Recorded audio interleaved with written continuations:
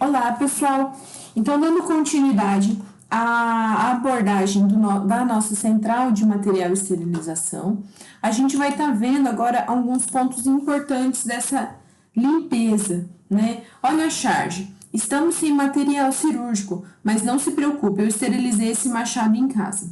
O que nos faz refletir, né? Que somente o acesso aos produtos e métodos de desinfecção e esterilização não são suficientes para garantir a qualidade e o uso seguro desses artigos médicos hospitalares. Para isso, é necessário que existam etapas de processamento e que essas etapas sejam cumpridas rigorosamente a fim de a gente ter um melhor método utilizado com o nosso paciente. Pensando nisso, a resolução que eu falei para vocês, a RDC 15, ela fala um pouco sobre a central e ela aborda como deve ser esse processamento de produtos, né? E esse processamento ele tem que seguir um fluxo direcionado, né? Sempre da área suja para a área limpa, né? Então, como que funciona esse fluxo? A gente tem a área suja que tem dois componentes, né, que vai ter os materiais contaminados e o expurgo.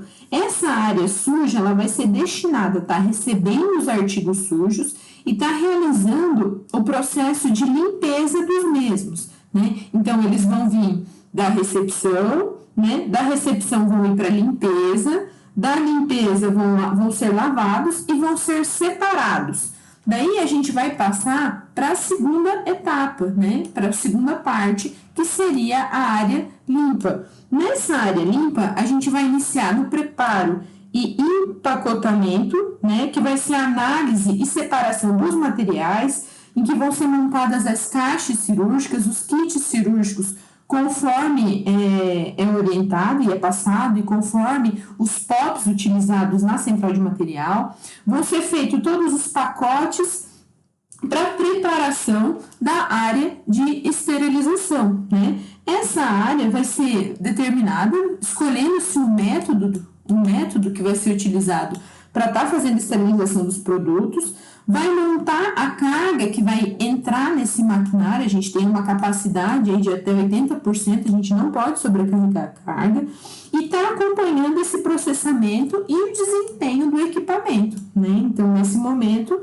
é a hora em que a equipe vai ficar observando se está tudo funcionando bem. E por último, a área de armazenamento e a área de distribuição, né? Armazenamento histórico. No armazenamento vai ser feita toda a identificação dos artigos, né? Com data de preparo, validade desse produto, e a área de distribuição que vai definir os horários em que esses produtos, essas caixas, vão estar sendo distribuídos. Claro que com exceção do centro cirúrgico, se o centro cirúrgico chegar algum funcionário na central solicitando um utensílio, né, devido à emergência da situação, eles são atendidos, tá?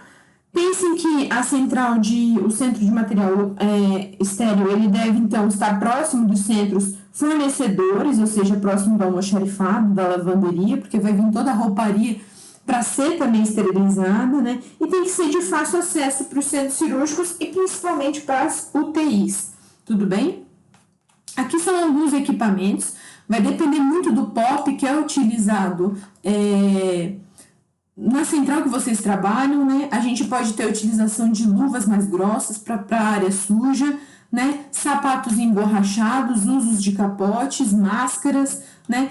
Todo o equipamento de proteção individual adequado, se a gente estiver aí na parte de esterilização, fones de ouvido, porque a gente tem que pensar sempre na ergonomia desse funcionário. Então, tem que ter bancadas altas, confortáveis, para estar fazendo a dobradura, né, dos capotes cirúrgicos, né,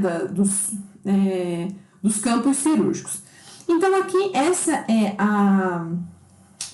então a RDC que eu estava falando, né, que vai disponível pelo Ministério da Saúde e pela Anvisa, sobre os requisitos de boas práticas para o uso e processamento de produtos para a saúde. Então, ela fala um pouquinho em relação ao processamento, que essa sala de esterilização, preparo e esterilização, ela deve dispor de equipamentos para o transporte com rodízio, ou seja, com rodinha, a secadora de produtos para a saúde e pistolas de ar comprimido medicinal, gás inerte ou filtro de ar seco, terceladoras de embalagem, ter estações de trabalho, ou seja, a gente vai ter várias mesas, né? Em cada bancada a gente vai ter aí uma estação de trabalho, uma é para dobrar roupas, outra para separar kits, né, de curativo, outras caixas de procedimentos ortopédicos, enfim. E todas essas bancadas, elas devem ter bancos ou cadeiras ergonômicos com altura regulável, né? O professor, o que é central de material e esterilização classe 2, né? Classe 1, acharam que eu não ia botar, né? É aquele que realiza o processamento de produtos para saúde não crítica, semicrítica e crítica, de conformação não complexa, passíveis de processamento. E a classe 2 é aquele que realiza o processamento de produtos para a saúde não críticos, semicríticos e críticos, de conformação complexa e não complexa, passíveis de processamento, ok? Professora, o que é conformação complexa? Né? Produtos para a saúde de conformação não complexa, vamos entender o tipo 1. São produtos para a saúde cujas superfícies internas e externas elas podem ser atingidas por escovação durante o processo de limpeza e tenham diâmetros maiores que 5 milímetros nessas estruturas tubulares. Então, a gente consegue, por meio de algum instrumento, estar fazendo a limpeza por dentro. E produtos para a saúde crítico de conformação complexa são aqueles produtos que possuem um lumen, ou seja, uma luz, né, um tubo, um diâmetro inferior a 5 milímetros e que vai ser difícil de fazer essa parte de higienização. Pode ter um fundo cego, ou seja, um fundo fechado, tem espaços internos que são inacessíveis para estar fazendo uma escovação direta, tudo bem? Então, classe 2, conformação complexa, que consegue trabalhar com esses produtos que são difíceis de higienizar. Aí, em relação à inspeção, segundo a RDC, inspeção, preparo e acondicionamento. Então, a limpeza dos produtos da saúde, elas têm que ser, né, manual ou automatizada, tem que ter uma avaliação, né, uma inspeção visual e pode ter o auxílio de lentes que aumentem, né, para a gente estar conseguindo ver se ainda tem algum tipo de sujidade. Essas lentes podem aumentar no mínimo 8 vezes, tá? Quando indicado, ainda é necessário fazer alguns testes químicos que são disponíveis no mercado e vão ser utilizados conforme as normas, os POPs adotados na central de material. As embalagens utilizadas para a esterilização dos produtos devem ser regularizadas junto à Anvisa, né? Antigamente se via muita utilização de papel craft, agora a gente vê que não é permitido o uso de embalagem de papel craft, toalha, manilha, papel jornal, tem que ser produtos regularizados. A selagem das embalagens tipo envelope deve ser feita por termoseladora ou conforme a orientação do fabricante. Não é permitido o uso de caixas metálicas sem furos. Então, vocês vão observar quando forem para o estágio que todas as caixas, a cirurgia ortopédica, é uma cirurgia ginecológica, né? É uma laparoscopia. Todas as caixas têm furos. Para quê? Para ter, na hora da esterilização, a entrada desse vapor e conseguir realmente esterilizar esses micro-organismos. É obrigatória a identificação nas embalagens do produto. Se esquecer de fazer essa identificação, perde, tem que fazer de novo todo o processo, tá? O rótulo dos produtos para a saúde processados devem ser capazes de se manter legível e fixados durante a esterilização, o transporte, o armazenamento e a distribuição. A gente tem algumas medidas que a gente fala que são medidas de proteção de infecção, que seria limpeza, desinfecção e esterilização. Lá no primeiro ano, em Práticas do Cuidar 1, vocês abordam um pouquinho sobre isso, né? Então, a gente tem a classificação dos artigos segundo o risco e potencial de contaminação. Artigos críticos são aqueles artigos destinados ao processamento, aos procedimentos invasivos, em peles e mucosas adjacentes, nos tecidos subepiteliais e no sistema vascular, né? Como instrumental, como bisturi, né? Para esses artigos críticos, é necessário fazer a esterilização. Os artigos semicríticos vão ser aqueles artigos que entram em contato com a pele não íntegra, porém, eles são restritos às camadas da pele ou com mucosas, né? Por exemplo, os inaladores. A gente, então, tem um contato, mas não acaba se realizando a esterilização, acaba se realizando a desinfecção desses artigos. E os artigos não críticos vão ser aqueles destinados ao contato com a pele íntegra e também os que não entram em contato direto com o paciente, por exemplo, comadre, aparelho de PA, termômetro, e que vai ser feito só a limpeza desse utensílio, desse instrumento. Lembre-se que não existe uma esterilização eficiente se a limpeza não for eficiente. Então, é muito importante aprender, né, ou treinar a minha equipe da central a remover sujidades visíveis, reduzindo a carga microbiana, né? Desinfectar acaba com até 95% dos germes, sendo cloro e o álcool os maiores utilizadores, né? E esterilizar vai estar eliminando todos os micro-organismos. O professor escreveu errado aqui. Então, nessa descontaminação, a gente vai estar reduzindo o número de micro-organismos, vai estar oferecendo um menor risco ocupacional, né? E as soluções químicas com as moléculas de proteína da matéria orgânica não ficam livres para se ligarem aos micro-organismos, além de causar uma aderência de matéria orgânica no artigo, dificultando posteriormente sua limpeza. Já a desinfecção é um processo que elimina todos os micro-organismos ou objetos inanimados patológicos, com exceção de endosporos bacterianos, eles ainda podem sobreviver. Quais são os níveis de desinfecção? Alto nível, quando destrói todos os micro, com exceção ao alto número de esporos.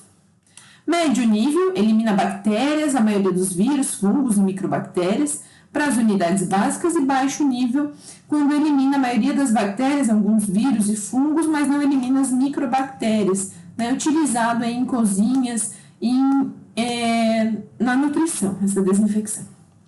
Então, o processamento de eliminação ou distribuição de todos os micro-organismos na forma vegetativa, patogênicas ou não, pode se dar pela desinfecção de alto nível, intermediário ou baixo. Aqui são alguns, né, dos princípios químicos que podem ser utilizados. Professora, precisa saber disso? Não, só estamos relembrando, tá? Esterilização é o processo, então, que vai se utilizar de agentes químicos ou físicos para estar destruindo toda a forma de vida microbiana. Não existe, então, uma esterilização parcial, pois a presença de qualquer micro-organismo indicaria que esse objeto ele não é estéril, né? Muitas pessoas falam errado, né? Quando vão entrar no mercado agora, por exemplo, com essa pandemia, o povo fala, tem que esterilizar, né? A gente sabe que esterilizar não é o termo correto, porque não vai estar eliminando de forma total os micro-organismos da nossa mão, por exemplo, né? A esterilização ela pode se dar por métodos físicos, químicos ou físico-químicos, né? Mais utilizado, métodos físicos, autoclave, métodos químicos, ácido peracético, e os métodos físico-químicos, as esterilizadoras a óxido etileno, né? A professora deixou então em negrito aqui o que são mais utilizados. Eles fazem então essa completa eliminação e distribuição de todos os micro-organismos. Aqui a gente tem um exemplo de métodos físicos por calor úmido, a autoclave, por calor seco, estufas, por radiações, cobalto, raio gama, e por radiações não ionizantes ultravioleta, né? Aqui uns exemplos de métodos químicos, métodos físico-químicos e alguns cuidados importantes, né? Cuidado em relação à limpeza e descontaminação, em relação a estar bem selada a embalagem, selecionar os artigos de forma correta, identificar esses pacotes, deixar espaço entre os pacotes. Eu não posso, é a mesma coisa uma máquina de lavar louça, a gente não pode colocar todos os pratos colados porque não vai ter uma higienização correta, né, desses pratos. A mesma coisa na autoclave, tá? Não encostar os pacotes nas paredes, respeitar a capacidade de até 80%, os maiores são sempre destinados no fundo, tamanho adequado do pacote, peso adequado. Artigos côncavos, né? A parte côncava curvada para baixo. Abertura séptica profundo. Realizar os testes conforme padronização. Ainda está fazendo todos os registros de controle da máquina, né? A gente tem planilhas lá, vocês vão ver que tem planilhas para estar fazendo esse controle. Toda a monitoração do ciclo e padronização dos impressos. Está certificando-se da completa despressurização da câmara interna quando for fazer essa abertura, né?